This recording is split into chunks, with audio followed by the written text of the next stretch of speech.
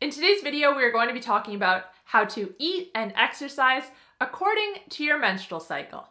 Throughout a woman's cycle, hormones can increase and decrease, and this can lead to changes in energy levels, exercise capacity, metabolism, and more.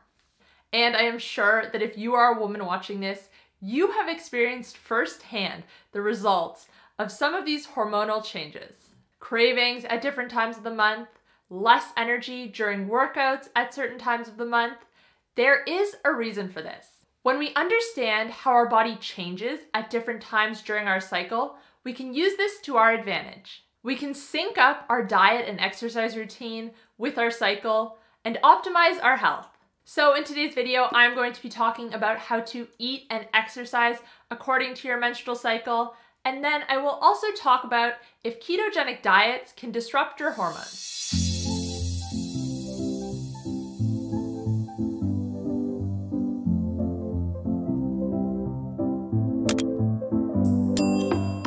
Hey guys, welcome back to my channel. If you're new here, my name's Kate. I'm a health coach and I post videos on a high-fat, nutrient-dense way of eating. If you like this video, please give it a thumbs up, feel free to share, and make sure to subscribe. And make sure to follow me on Instagram, Twitter, and Facebook, where I share new posts every single day. Throughout our lives, there are variables that can make us feel better or worse. Some of these variables we can control, and others we cannot. Some of the variables we can control include getting enough sleep, eating less sugar, and getting enough sunlight. An example of a variable we can't control is our menstrual cycle. Understanding the hormonal changes that happen during your cycle and how these impact your body can be a powerful tool. You can understand why you are having cravings or why you feel weaker in the gym. So in today's video, we are going to break it all down and talk about how you should eat and exercise depending on where you are in your cycle. And make sure to stick around until the end of the video because I'm going to be talking about how a low-carb diet affects our cycle and whether this impact is positive or negative. Follicular phase. There are two main stages in a woman's cycle. The first is the follicular phase. This phase starts on the first day of your period and lasts until about the middle of your cycle, around 14 days. During this time, estrogen is highest. Now, what does this mean for what we should be eating?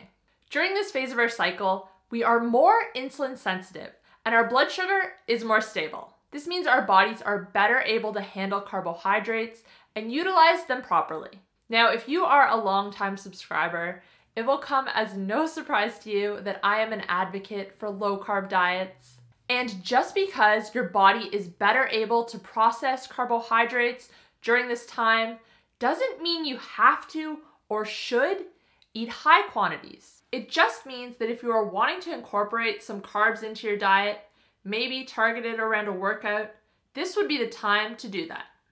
The irony here is that during this phase is when women actually experience the least amount of cravings, be that for sugar, carbs, or anything else. Now, I just want to make one more quick note on insulin sensitivity before we move on to exercise. Unfortunately, most of the population is currently insulin resistant, even though most people who have it do not know. Insulin resistance is basically the same as metabolic syndrome. A lot of the symptoms that characterize metabolic syndrome are actually caused by insulin resistance. High blood pressure, visceral fat, skin tags, these are all caused by insulin resistance. And the thing with insulin resistance is it means that your cells are not responding to insulin, and therefore you do not process carbs well. So while you may be more insulin sensitive during this part of your cycle, if you are already insulin resistant, you will still be less sensitive than normal, if that makes sense. If you think of it on a scale, someone who is generally metabolically healthy and insulin sensitive, her sensitivity will move from very sensitive to less sensitive throughout her cycle. But someone who is metabolically unhealthy and insulin resistant will go from insulin resistant to more insulin resistant throughout her cycle. And when it comes to reversing insulin resistance, because insulin resistance can absolutely be reversed through diet and lifestyle, carbs are not your friend. My point being is that I don't want you to take me saying that you are more insulin sensitive as a pass to eat unlimited amounts of carbohydrates during this phase of your cycle. Okay, and now let's talk about exercise. During the follicular phase of your cycle is when you will feel your strongest. Your energy will be highest and you will feel like you are killing it at the gym. Your recovery is also quicker during this time, and your muscles will repair faster, meaning you can work out more. This phase of your cycle is the best time to focus on building muscle. Resistance training and high-intensity interval training are both great to incorporate at this time.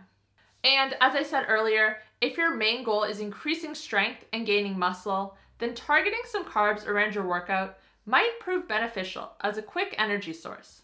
However, I am not completely convinced that this is necessary. I have experimented with a targeted ketogenic diet, and I did not see any real benefit in targeting carbs around my workouts. But I do know that this strategy works for some women, so if that is you, this phase of your cycle is the time to do it. Luteal phase. Around the middle of our cycle is when we ovulate, and the time period from that until we menstruate again is known as the luteal phase. And this phase is not as fun as the follicular phase. Progesterone increases during this phase. But what does this mean for our bodies? Well, for starters, insulin sensitivity goes down, so we are not as efficient at dealing with carbs. Our blood sugar levels are also less stable, meaning our energy levels can be all over the place. Our metabolism also increases during this phase, with some studies showing an increase of up to 500 excess calories burned per day. And this increase in metabolism might sound like a good thing, especially if you're trying to lose weight. But the catch is, this can lead to a lot of cravings. And this might be the reason why your stomach feels like a bottomless pit the week before your period. So to recap, hunger goes up, cravings go up, but insulin sensitivity goes down and your blood sugar is less stable. If that doesn't sound like a recipe for disaster, I don't know what does. And to top it off, we will also retain more water at the end of the luteal phase. And I think we have all experienced this. The week before our periods, we are often hungry, bloated, and tired. But unfortunately, this is the time when we have the most cravings. So what should we be eating during this time? This is the time to limit carbs for sure. As I said before, your insulin sensitivity is down, meaning that when we eat carbs, they can cause our insulin and blood sugar to raise more than they normally would. But at the same time, you are burning more energy because your metabolism increases. So it is really important to make sure you're eating adequate protein and adequate fat. Some examples of high-fat, low-carb meals you might want to eat at this time include bunless burgers, bacon and eggs, or salmon with vegetables. If you focus on eating enough food at your meals, maybe a little bit more than you normally would, you will be better able to keep your cravings under control. But what about exercise during this time? Well, as you might have guessed, it's basically the opposite of the follicular phase. We have less energy, we don't feel as strong, and to top it all off, our muscles recover slower. But with that being said, this is not a free pass to lie around for these 2 weeks. Yes, it is important to honor your body and get adequate recovery, but movement is still important. Focus on low-intensity cardio during this time. Walking, jogging, swimming, or cycling. If you do hit the gym, give yourself an extra day in between workouts and don't feel bad if you are not able to lift as much as you usually do. Ketogenic diets and our cycle. There is this idea that low-carb ketogenics can disrupt a woman's menstrual cycle, and that carbs are necessary, at least at certain times, in order for a woman's body to function properly. Now, I can tell you I've dug through the research, and there doesn't seem to be much evidence to back up this claim. I think that most cases of this happening are anecdotal, and there are other factors that are at play. The number one reason that women will lose their periods is because their body fat is too low. When our body fat is too low, our bodies realize we are not in a good position to grow a baby, and so we do not ovulate. So if you are eating a keto diet and have lost your period, the first thing I would ask yourself is, are you at a healthy body weight? The next reason you might lose your period on a keto diet is if you are not eating enough fat.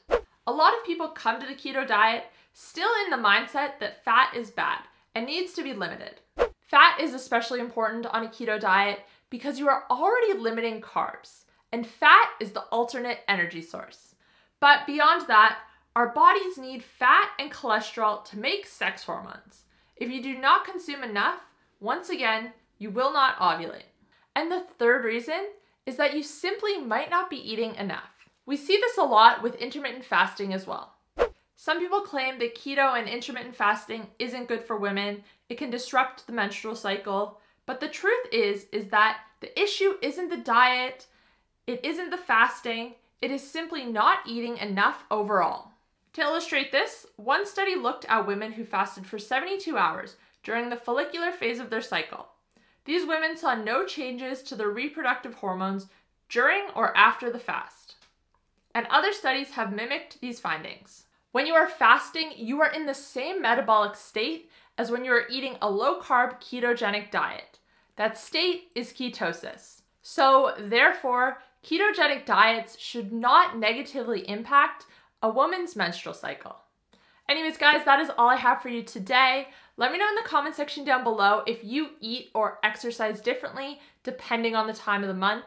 Your comments and likes on my videos really help to support my channel and help it to reach more people. So thank you if you take the time to leave one or the other or both. I really appreciate it.